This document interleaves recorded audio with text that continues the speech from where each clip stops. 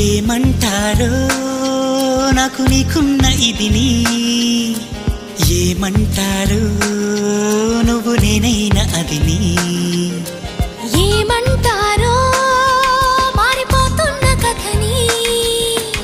ఏమంటారో జారిపోతున్న మతిని చూసే పెదవిని మాట్లాడే కనులని